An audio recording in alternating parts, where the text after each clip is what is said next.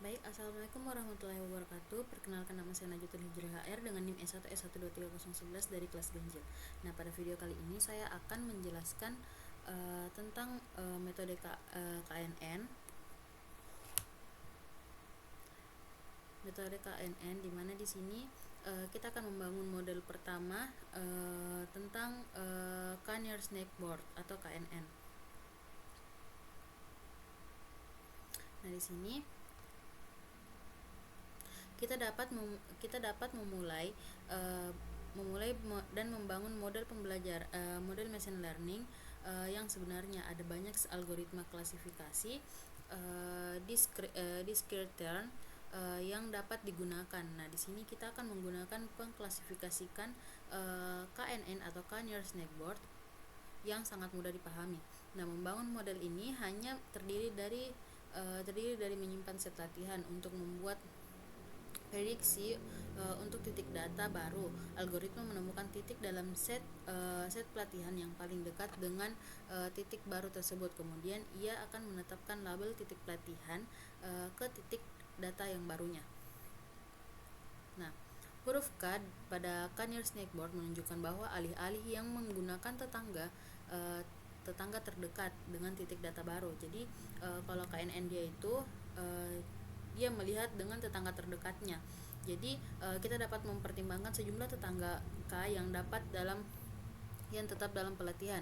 Nah, misalnya ada 3 atau 5 tetangga terdekat. Kemudian kita dapat membuat dan memprediksi menggunakan kelas mayoritas di antara tetangga-tetangga terdekat itu. Nah, semua model machine learning di skitlearn ini diimplementasikan dalam kelasnya masing-masing. Nah, yang disebut kelas estimator. Nah, algoritma klasifikasi Caners ini kita dapat Canner Snake Board ini diimplementasikan dalam kelas Canner Board classifier di modul Nickboard. Nah, sebelum kita dapat menggunakan model tersebut, kita perlu membuat instance kelas tersebut menjadi sebuah objek. Nah, disinilah kita akan mengatur parameter modelnya. Parameter terpenting dari Board classifiers itu adalah jumlah tetangga yang akan kita atur menjadi 1. Nah, kita coba from sklearn Nickboards import kn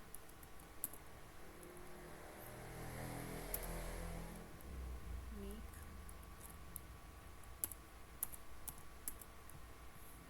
Nickboard classifier KNN.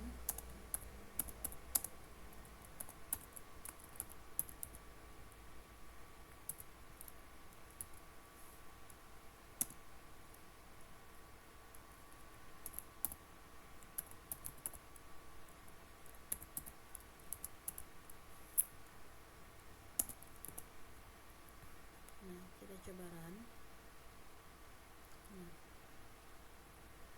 Nah, objek ini merangkum algoritma yang akan kita gunakan untuk membangun model dari data pelatihannya. Nah, serta algoritma untuk membuat prediksi pada titik terbaru. Nah, objek ini juga akan menyimpan informasi yang telah diekstrak algoritma dari data pelatihan. Nah, dalam kasus Canner Board classifier ini, objek ini hanya menyimpan himpunan data pelatihan saja. Nah, untuk membangun model pada set pelatihan, kita memanggil metode fit dari objek KNN. Nah, yang mengambil argumen berupa array numpy xtrain yang berisi data pelatihan. Xtrain itu merupakan data pelatihan dan array numpy ytrain dari label pelatihan yang sesuai. Nah, kita coba KNN titik fit. Kita coba data trainnya xtrain dan ytrain.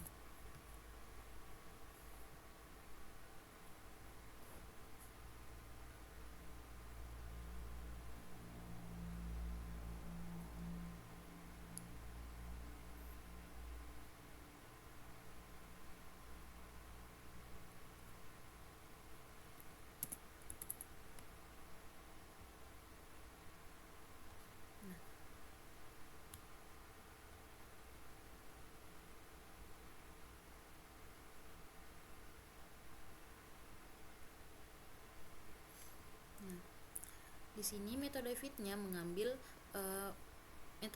mengembalikan objek KNN itu sendiri dan memodifikasinya di tempat. Nah, sehingga kita mendapatkan representasi string dari pengklasifikasian kita. Nah, representasi tersebut menunjukkan kepada kita parameter mana yang digunakan dalam pembuatan model.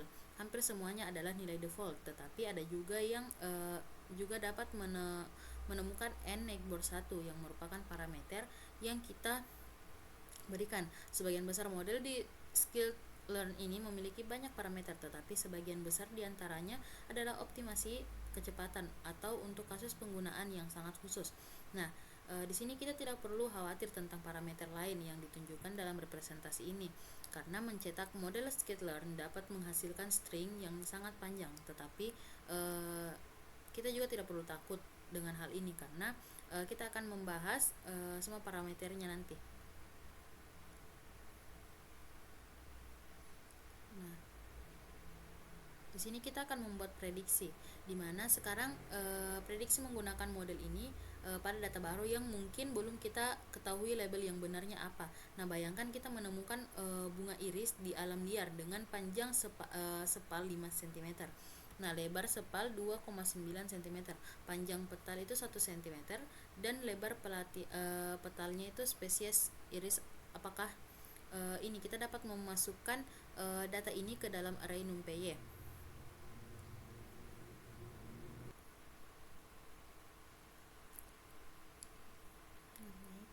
Ini bisa langsung kita copy saja.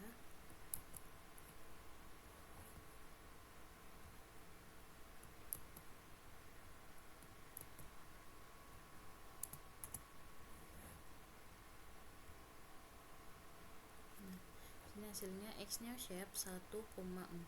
Nah, di sini kita perhatikan bahwa membuat pengukuran bunga tunggal ini menjadi sebuah baris dalam array NumPy 2 dimensi. Nah, karena sklearn-nya selalu mengharapkan array 2 dimensi untuk kita data.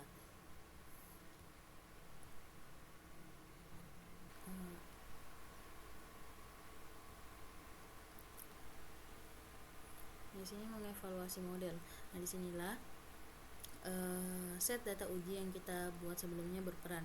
Data ini kita tidak digunakan untuk membangun model, tetapi kita tahu spesies yang tetap untuk setiap iris dalam pengujian. Nah, oleh karena itu kita dapat membuat prediksi untuk setiap irisnya dalam data uji dan membandingkannya dengan labelnya spesies yang kita ketahui. Nah, kita dapat mengukur seberapa baik model bekerja dengan menghitung akurasinya, yaitu fraksi bunga yang spesiesnya diprediksi dengan benar. Nah, tadi saya sudah coba inputkan ini dan outputnya seperti ini. Nah, pada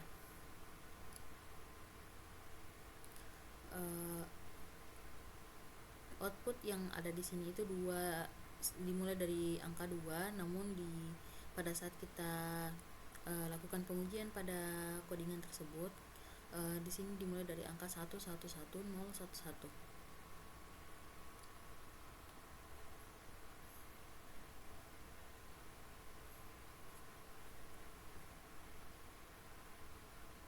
Coba print out lagi.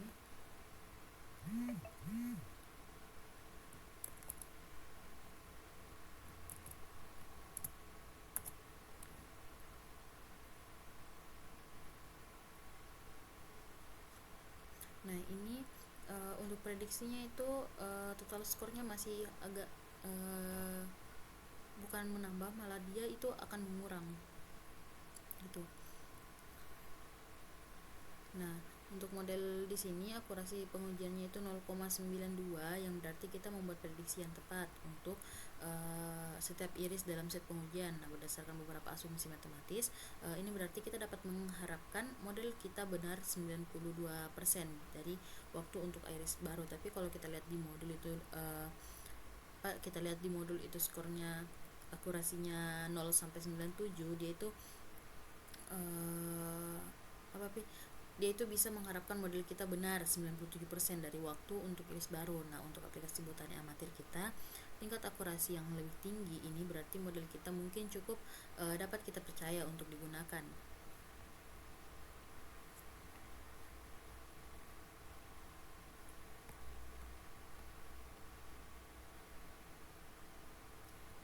Nah, selanjutnya supervised learning. Nah, dalam klasifikasi tujuannya adalah untuk memprediksi tabel kelas yang merupakan pilihan dari daftar kemungkinan yang telah dilakukan sebelumnya.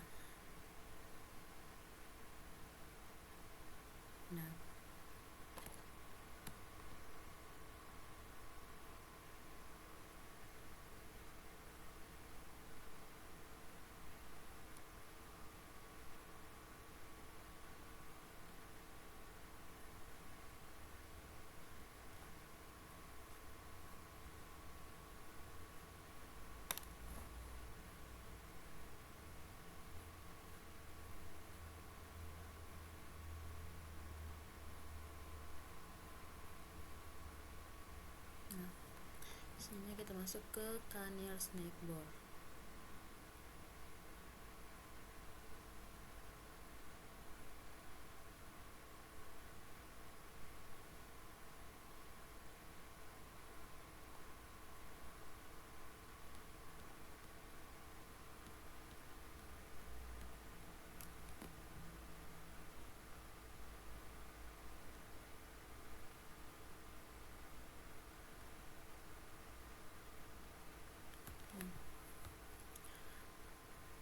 Snakeboard KNN dapat kita katakan sebagai algoritma pembelajaran mesin atau machine learning yang paling sederhana.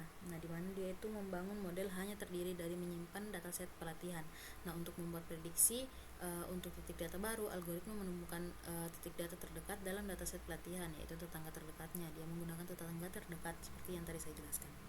Nah, di Canier's Classification dalam versi yang paling sederhana, algoritma KNN hanya mempertimbangkan tepat satu tetangga terdekatnya saja, yaitu titik data pelatihan terdekat dengan titik yang ingin kita prediksi. Nah, prediksi tersebut kemudian hanyalah output yang kita ketahui untuk titik pelatihan ini. Nah, bisa kita lihat pada gambar 2.4 ini mengilustrasikan hal untuk kasus klasifikasi pada dataset Forge. Nah, bisa kita coba untuk Angular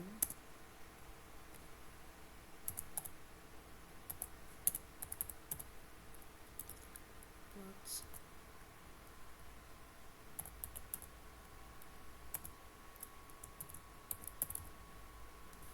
KNN classification.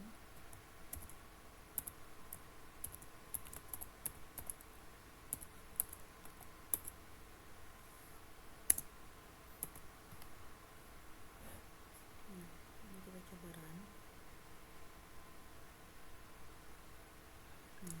Untuk outputnya itu sama, dimana di sini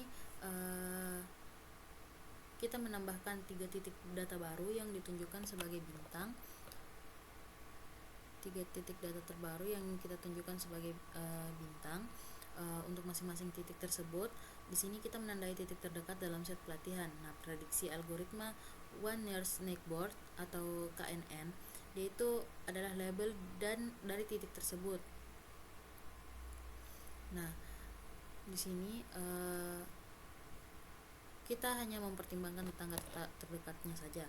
Nah, juga dapat mempertimbangkan sejumlah tetangga K secara sembarang. Nah, dari sinilah nama algoritma KNN berasal. Ketika mempertimbangkan lebih dari satu tetangga, kita menggunakan pemungutan suara untuk menetapkan label. Nah, ini berarti bahwa untuk setiap titik uji kita menghitung berapa banyak tetangga yang termasuk dalam kelas 0 dan berapa tetangga juga yang termasuk dalam kelas 1. Kemudian kita menetapkan kelas-kelas yang lebih sering muncul. Nah, dari kata lain, kelas mayoritas di antara tetangga terdekat di sini bisa kita lihat dari codingannya lagi. Nah, kita coba ini untuk melihat kelas mayoritas di antara tetangga terdekatnya.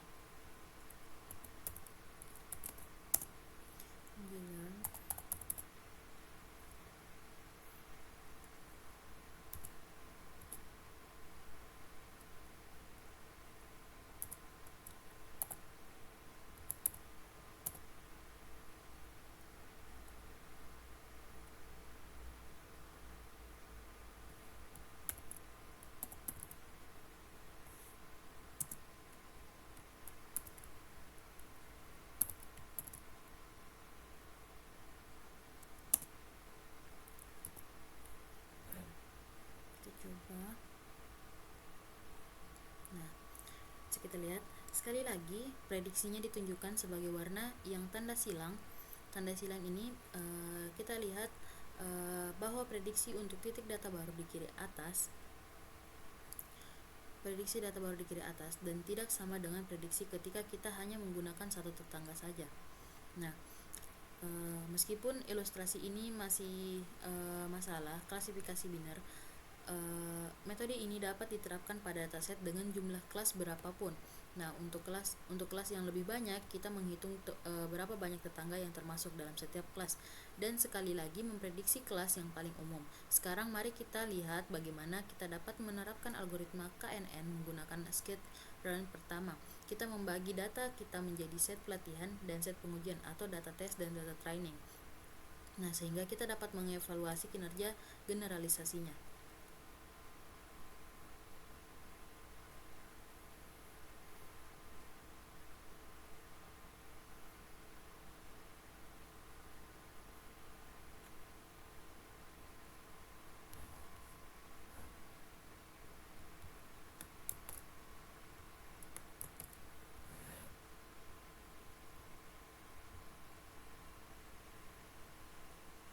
Kita coba run. Nah, selanjutnya kita mengimpor dan membuat instance kelas. Disinilah kita dapat mengatur parameter seperti jumlah tetangga yang akan kita gunakan. Nah, di sini mengaturnya kita mengaturnya nanti menjadi 3.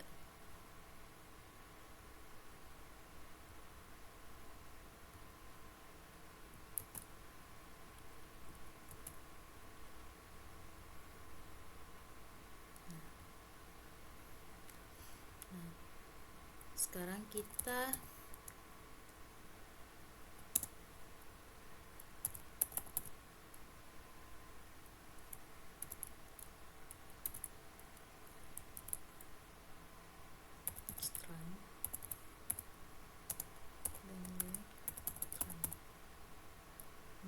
sekarang kita melatih pengklasifikasian menggunakan set pelatihan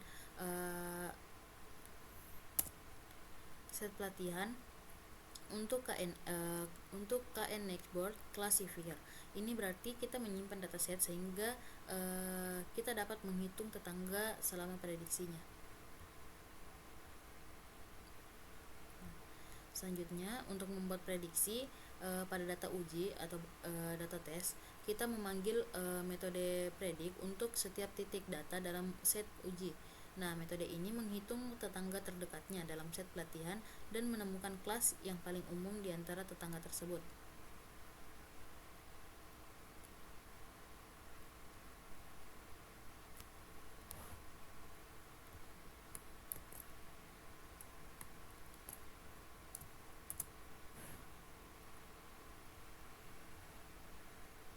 Nah, mungkin outputnya hampir sama.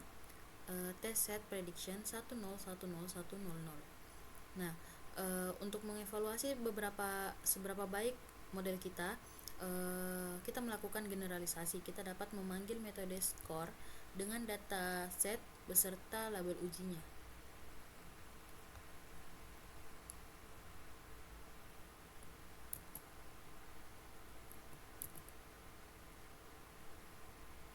Nah, untuk akurasinya di sini kita melihat bahwa model kita ini memiliki akurasi sekitar 86%, yang berarti model tersebut memprediksi kelas dengan benar untuk 86% sampel dan dalam data tesnya. Nah, selanjutnya kita menganalisis K-Nextboard Classifier.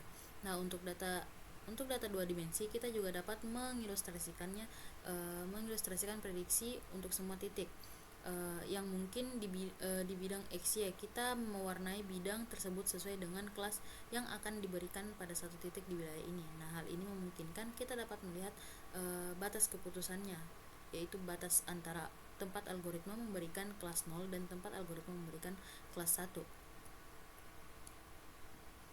Nah, untuk kode ini akan menghasilkan visualisasi batas keputusan untuk 1, 3, dan 9 tetangga seperti yang ditunjukkan.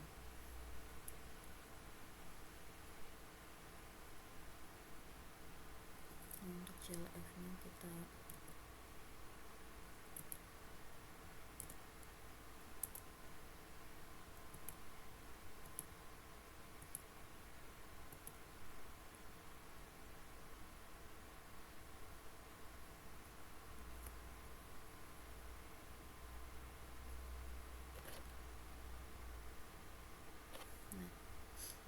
outputnya itu gambar 2.6, batas keputusan yang dibuat oleh model tetangga terdekat untuk nilai n neighbor yang berbeda. Nah, seperti yang bisa kita lihat di sini pada sebelah kiri, menggunakan satu tetangga menghasilkan batas keputusan yang mengikuti data pelatihan dengan cermat. Nah, mempertimbangkan semakin banyak tetangga menghasilkan batas keputusan yang lebih luas. Batas yang lebih luas sesuai dengan model yang lebih sederhana. Dengan kata lain, menggunakan sedikit tetangga sesuai dengan kompleksitas model yang tinggi, seperti yang ditunjukkan pada sisi kanan 2.1 dan ditunjukkan pada sisi kiri 2.1.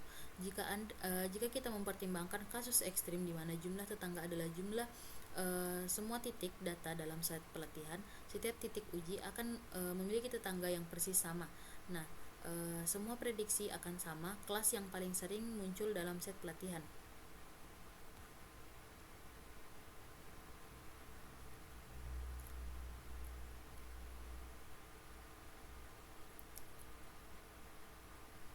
Nah, sekarang kita akan mengkonfirmasi hubungan antara kompleksitas model dan generalisasi yang telah kita bahas tadi sebelumnya. Kita coba kodenya. Nah, di sini kita menggunakan data cancer.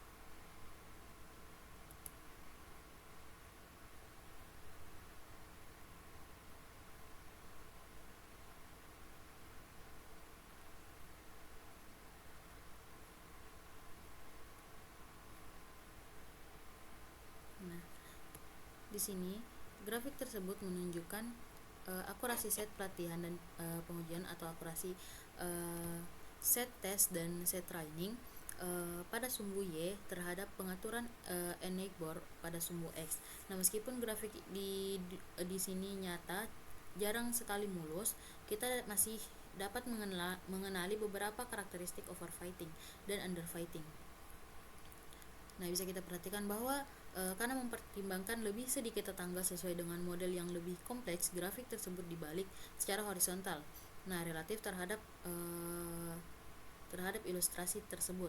Nah, dengan mempertimbangkan satu tetangga terdekat, prediksi pada set pelatihan sempurna.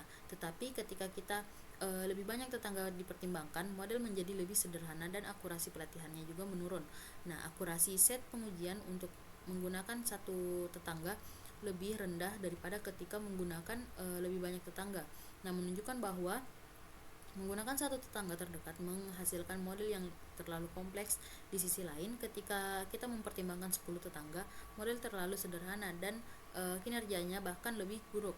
Kinerja terbaik berada di tengah-tengah menggunakan sekitar 6 tetangga. Namun, ada baiknya untuk mengingat skala grafik tersebut. Nah, kinerja terburuk di sini sekitar 88% akurasinya yang mungkin masih kita dapat.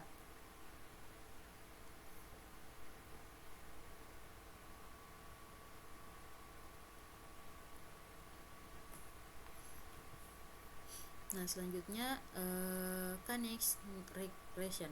Nah, K-neighbor regression terdapat juga varian regresi dan algoritma K tetangga terdekat. Sekali lagi, mari kita mulai dengan menggunakan satu tetangga terdekat. Kali ini kita menggunakan dataset gelombang. Kami telah menambahkan 3 titik data uji sebagai bintang hijau pada sumbu X. Nah, prediksi menggunakan satu tetangga hanya nilai target dari tetangga tersebut. Nah, ini ditunjukkan sebagai bintang biru. Bintang biru pada gambar tersebut. Nah, kita coba codingannya.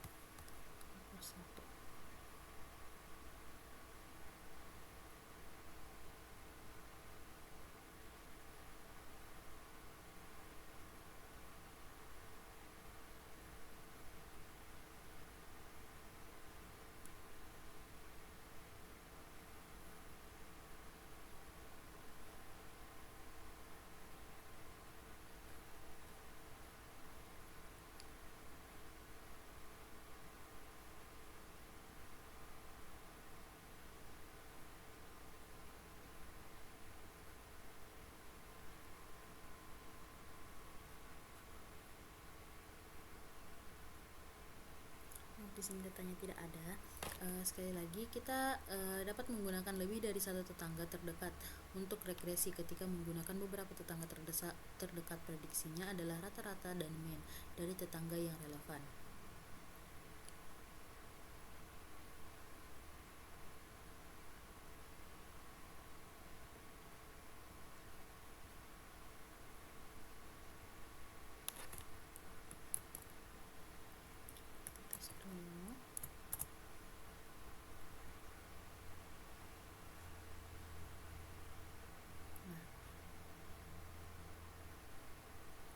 Di sini algoritma Canyer-Snakeboard untuk regresi diimplementasikan dalam kelas Snakeboard regressor di scikit-learn. Cara penggunaannya mirip dengan KNN Snakeboard classifier tadi.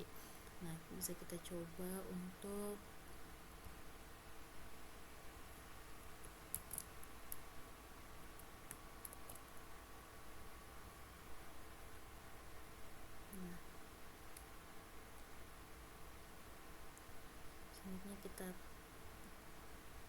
sekarang kita dapat membuat prediksi pada dataset uji atau data tesnya.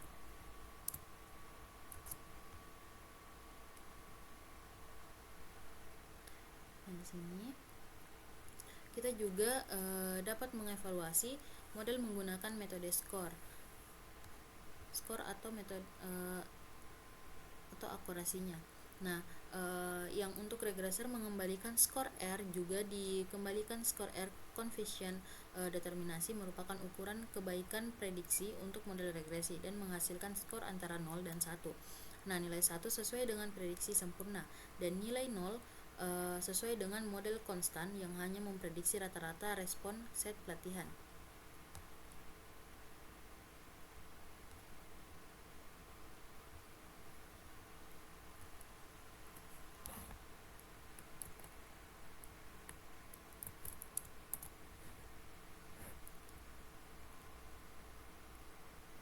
Nah, di sini untuk data test set R2 itu akurasinya atau skornya 0,83.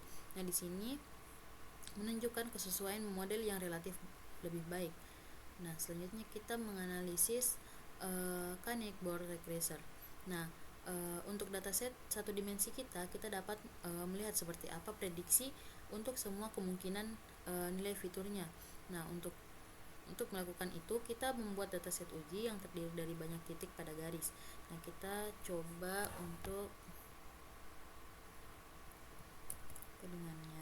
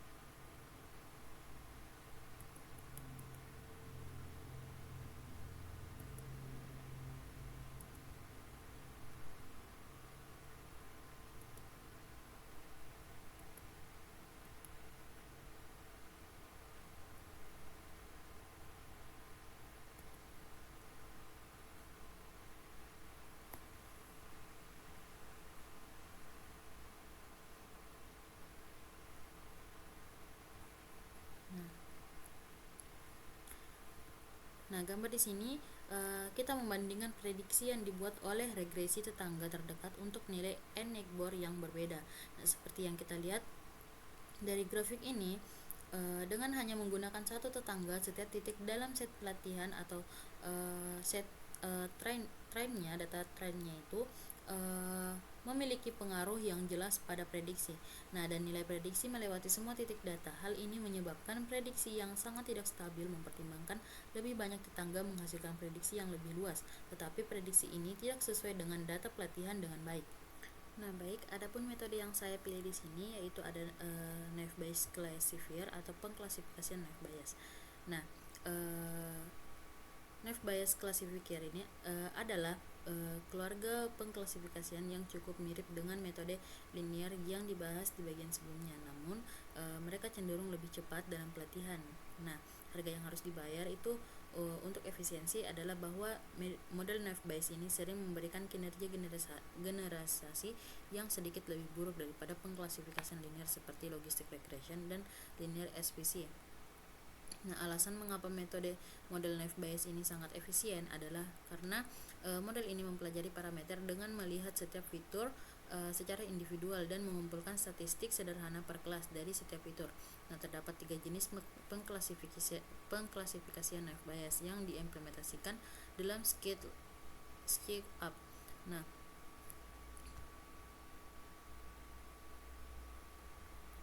di sini kita akan mempelajari Gaussian NB, Bernoulli NB, dan multinominal NB. Gaussian NB dapat diterapkan pada data kontinu apapun, sedangkan Bernoulli NB dia mengasumsikan data binar, dan multinominal NB mengasumsikan data hitungan, yaitu setiap fitur mewakili hitungan bilangan bulat dari sesuatu.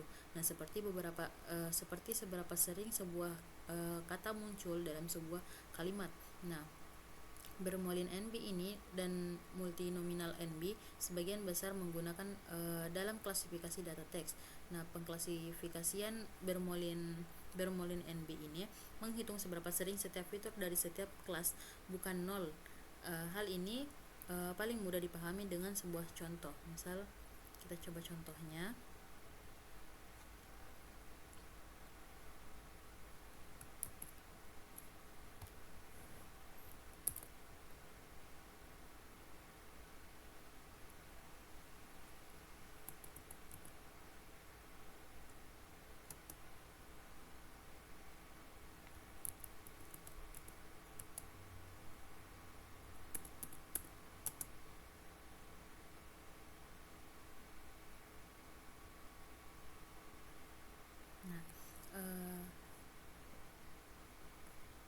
Di sini kita memiliki 4 titik data dengan masing-masing 4 fitur biner.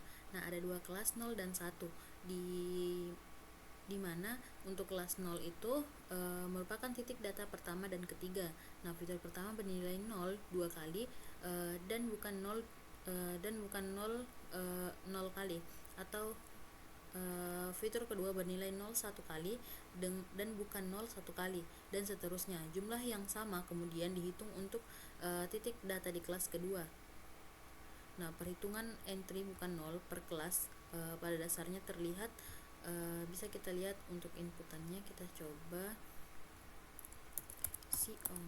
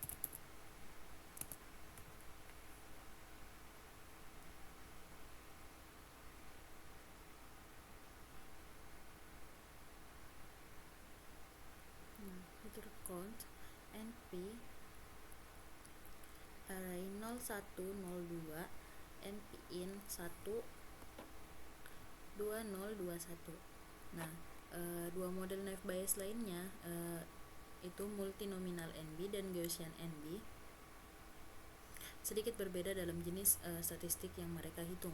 Nah, multinominal NB itu memperhitungkan nilai rata-rata setiap fitur untuk setiap kelas, sedangkan Gaussian NB menyimpan nilai rata-rata serta deviasi standar setiap fitur untuk setiap kelas. Nah, untuk membuat prediksi sebuah titik data dibandingkan dengan statistik untuk setiap kelas. Nah, dan kelas yang paling cocok diprediksi menariknya baik untuk multinominal NB, nah maupun Bernoulli NB. Hal ini menghasilkan rumus prediksi yang memiliki bentuk yang sama seperti pada model linear. Nah, sayangnya Sheaf untuk naive Bayes memiliki arti yang agak berbeda sedangkan dibandingkan dengan model linear karena Sheaf tidak sama dengan W. Nah, adapun kelebihan, kekurangan dan parameternya. Multinominal NB dan Bernoulli NB memiliki satu parameter tunggal alpha yang mengontrol kompleksitas model.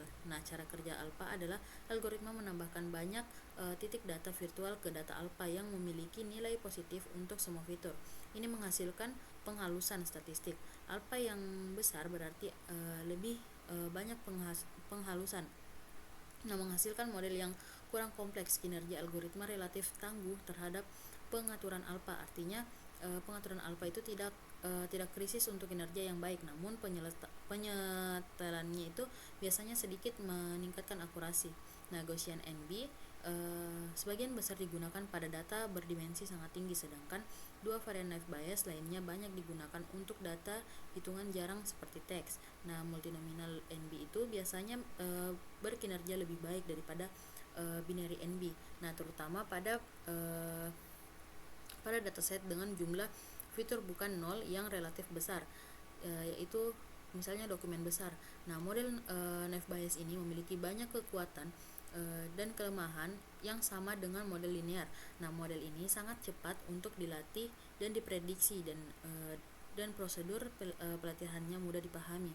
Nah, model ini bekerja sangat baik dengan data sparse berdimensi tinggi dan relatif tangguh terhadap parameternya. Nah, model naive Bayes adalah model dasar yang bagus dan sering digunakan pada dataset yang sangat besar, di mana pelatihan model linear sekalipun mungkin membutuhkan waktu yang terlalu lama. Baik, mungkin itu saja penjelasan dari saya tentang KNN. Juga satu metode yang saya ambil yaitu naive Bayes. Kurang dan lebihnya mohon dimaafkan. Wabillahi taufiq wal hidayah. Wassalamualaikum warahmatullahi wabarakatuh.